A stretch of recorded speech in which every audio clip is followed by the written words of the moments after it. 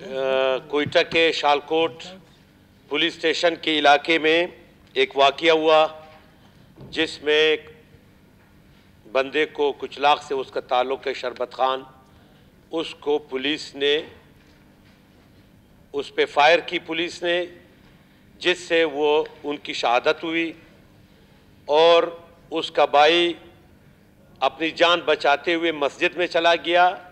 उसको मस्जिद से निकाल करके उसको तशद्दुद का निशाना बनाया गया और कल रात से जब उसकी लाश आई, उनके वारिसीन को पता चला तो लाश हॉस्पिटल में, अभी तक हॉस्पिटल में लोग एहतजाज कर रहे हैं।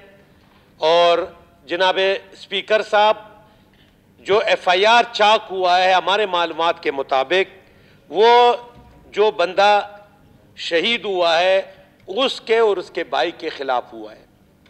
अब भी वहाँ पर वो हॉस्पिटल में वो एहतजाज पर है, वो एहतजाज पे बैठे हुए हैं।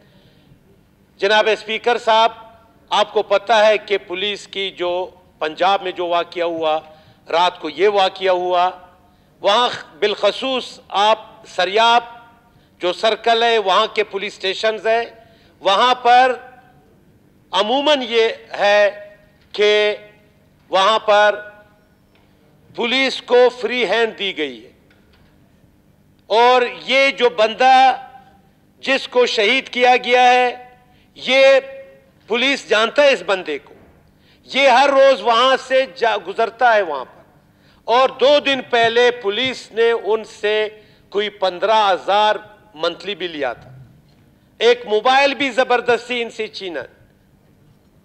और जब ये रात को वहां से जा रहा था, पुलिस ने दोबारा उसको कहा कि आपने हमें जो है ना पैसे देने हैं, लेकिन वो चला गया। पीछे से जा करके पुलिस ने बिल्कुल सामने उस पर फायर की। अब जनाब स्पीकर साहब, जब हम बोलते हैं, उस दिन वजीर दाखिला साहब ने बड़ा नाराज हो रहा था, क्या हम अपनी आवाम का तहफ़्फ़ुज़ न करें? क्या इस किस्म के वारदात हम पुलिस को बिल्कुल मदर पदर आजाद कर दे, चाहे जो भी हो उसको कत्ल करे? क्या पुलिस को कत्ल करने की क्या इजाजत है? क्या वो ये नहीं कर सकते थे? अगर फायर करनी थी तो उसके गाड़ी के टायर जो है ना उसको जो निशाना बना सकते थे। अब एक नौजवान लड़के को उसके बाइक के सामने उस पर फायर की गई और अभी तक वहां पर अभी हॉस्पिटल में। तो मैं समझता हूं कि यहाँ हमारे हुकूमत के वज़रा बैठे हुए हैं, कम से कम ये जो FIR है, जो FIR काटी गई है, वो यहाँ वो अपने भाई का FIR भाई के खिलाफ काटा गया है। क्यों इस तरह किया जा रहा है? काइंडली मैं रिक्वेस्ट करूंगा कि यहाँ हमारे अपोजिशन के दोस्त हैं, हुकूमती वज़रा है, आप भी आवाम से मुंतखब है, कम से कम आप अपनी आवाम का तहफ़्फ़ुज़ करें। आप क्यों पुलिस को इतना फ्री हैंड दे रहे हो? एक SHO साहब है वहां पे तैनात है, देखो उनका पैसों का लेन देन है। मैंने आपसे पहले कहा कि 2 दिन पहले उन्होंने 15,000 रुपए रिश्वत उनसे लिए, तो क्या इसकी तहकीकात नहीं होनी चाहिए? शुक्रिया हमारे गैलरी में बैठे हुए DIG साहब, आप तशरीफ वो भी नोट कर रहे हैं, मिनिस्टर भी। तो काइंडली आई रिक्वेस्ट, मेरे और भी अपोजिशन के दोस्त इस पे बोलेंगे, ये बड़ा सीरियस इशू है, लोग एहतजाज पर है, वो लाश दफनाने नहीं जा रहे, शायद वो असेंबली आ रहे हैं। आप तशरीफ रखे, तफसीली उसका वो करें। आप 2 मिनट तशरीफ रखे, नवाज बात करें, फिर उसके बाद मैं इसका भी इसी हवाले से आप कुछ इसी हवाले से करें ताकि फिर आप। मैं इस वाक़े की शदीद अल्फाज में मज़म्मत करता हूँ कि आए दिन हमारे लोगों को निशाना मुख्तलिफ़ किस्म के तरीके से निशाना बनाया जाता है।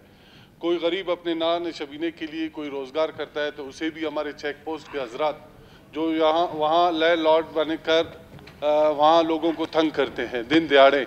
इससे कबल भी गौसाबाद के एरिए में एक बंदे ने 4 बंदों को घर में घुस कर फायरिंग करके शहीद किया गया, कलंदर नामी शख्स ने। तो इस हवाले से भी उनकी FIR भी दर्ज है, मगर वो बंदा अभी तक नहीं पकड़ा गया है। तो आज की जो रात जो वाक़या हुआ था वो भी उसी चीज़ का तसलसल है कि हमारे लोगों को जो अपने रोज़गार के लिए घर से निकलते हैं और अपने रोज़गार करते हैं उनको भी नहीं छोड़ा जाता है। तो मैं इस इस वाक़े की शदीद अल्फाज में मज़म्मत। शुक्रिया। हुआ इसकी हम पुरज़ोर मज़म्मत करते हैं। इसके पर्दा ये है कि यहाँ अफ़गानिस्तान से डीज़ल लाया जाता है। हाँ, ईरान, जनाब स्पीकर, ईरान से नोशकी या सोराब इन इलाकों से डीज़ल लाया जाता है। कभी जेरिकैनों में, कभी इन्होंने कोई तेले बनाए हुए इन गाड़ियों में, कोई मोटरसाइकिल पे लाता है, कोई ये हमारे यहाँ ईरानी पिकअप चलते हैं उन पे लाता है। और इस डीज़ल के आने की वजह से तमाम एजेंसियाँ उनसे पैसे लेती है, फिर उनको डीज़ल छोड़ के क्वेटा और कराची और पशीन मुख्तलिफ बलूचिस्तान के शहरों में जाते। तो इस हवाले से ये सिलसिला जो है काफ़ी अरसा दराज से शुरू है और इनकी लेन देन पे इस किस्म की कभी अनबन हो जाती है। ये भी उस इवेंट्स में से एक इवेंट है। शायद इन्होंने पुलिस वालों को वो पैसे नहीं दिए थे जो उनको देने थे और वहाँ से निकल गए, जिसकी वजह से ये नाखुशगवार वाक़या हुआ है, जो कि बहुत बदकिस्मत है। हम इसकी मज़म्मत करते हैं। आपकी नोटिस में और जनाब वज़ीर साहब के नोटिस में लाना चाहता हूँ, या तो वंस फॉर ऑल ये डीजल बंद किया जाएगा, और ये आता है तो फिर उसको लोगों की इससे रोज़ी भी लगी हुई है, तो फिर उसमें इस किस्म की संजीदा और ख़तरनाक किस्म के एक्शन नहीं होने चाहिए, क्योंकि ये सब के इल्म में है, तमाम एजेंसीज के इल्म में है, चाहे किसी भी हवाले से कोई एजेंसी है और इसमें लेन देन होती है। और ये कोई और इशू है, जान आज चली गई है।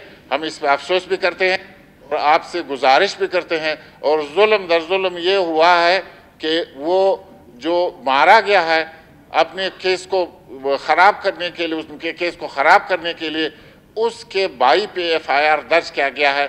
ये काफ़ी ख़तरनाक बात है, इस तरह नहीं होना चाहिए, इसमें आपकी इंटरवेंशन चाहिए। बहुत शुक्रिया। हमारे मोअज़्ज़ज़ दोस्त ने पॉइंट ऑफ ऑर्डर पे जो जिस वाक़े की तरफ सबकी तवज्जो मबज़ूल कराई है, ये बड़ा बदकिस्मत वाक़या हुआ है और इस पे वज़ीर आला साहब ने इंक्वायरी का हुक्म दे दिया है और IG साहब से उन्होंने पूछा है।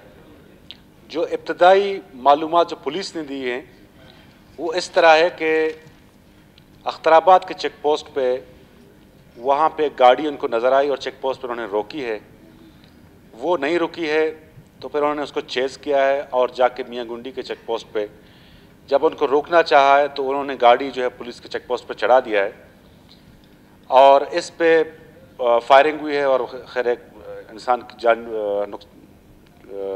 नुकसान हुआ है। तो इस पे हुकूमत ने जो है इंक्वायरी अफसर मुकर्रर कर दिया है और जैसे ही उसकी इंक्वायरी रिपोर्ट आ जाएगी गवर्नमेंट को और गवर्नमेंट देखेगी और उस पर इंशाल्लाह इंसाफ के साथ फैसला होगा। और गवर्नमेंट की तरफ से जो नुकसान हुआ है उस पर मैं अफसोस का इज़हार करता हूँ। मोहतरम वज़ीर साहब ने हमें जो यकीन दहानी की है, उन्होंने सिर्फ अफसोस का इज़हार किया है। मेरे ख्याल से अफसोस से हमें एक कदम आगे जाना चाहिए। जनाब स्पीकर, जैसे आपको पता है कि यहाँ पे छोटी गाड़ियों में डीजल लोग, बेरोज़गार लोग अपनी रोज़गार के लिए मोटरसाइकिलों पे इन गाड़ियों में आती हैं। ये ईरान के बॉर्डर से निकलती हैं, वहाँ से जहाँ जहाँ आपके चेक पोस्ट हैं उनका बाकायदा एक मंथली फिक्स होता है उनके साथ। जैसे ज़ेर निकाह ये एक कारोबारी मामला है।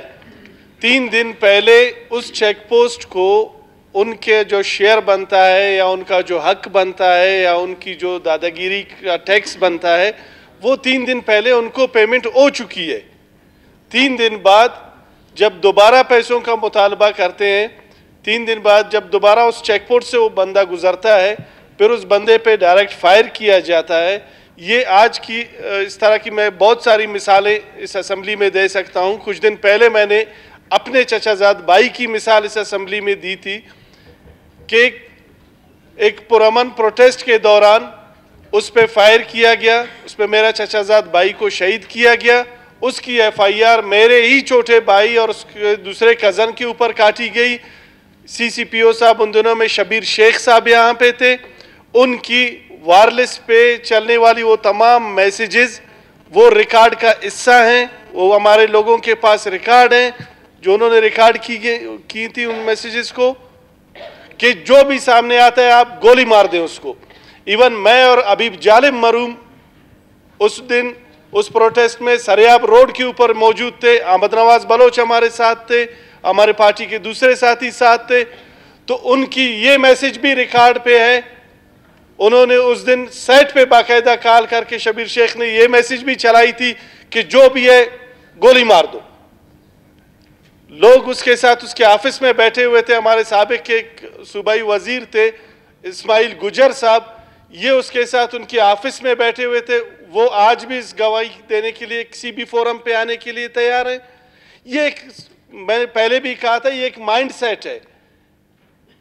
वजीर साहब, अफसोस हमें भी है इस वाकया का, हम मजम्मत भी कर रहे हैं, बल्कि हम ये कहते हैं कि एक माइंड सेट है।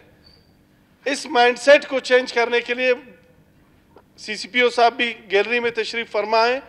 एक जामे एक इंक्वायरी कमेटी बनाई जाए। इस तरह की वाकयात के ऊपर सिर्फ इस एक वाकये को आप फोकस ना करें। इस तरह के रोजाना की बुनियादों पे हमारे माशरे में वाकयात हो रहे हैं। अब मैंने अपने कज़न का कहा, जो मेरे भाई के ऊपर FIR का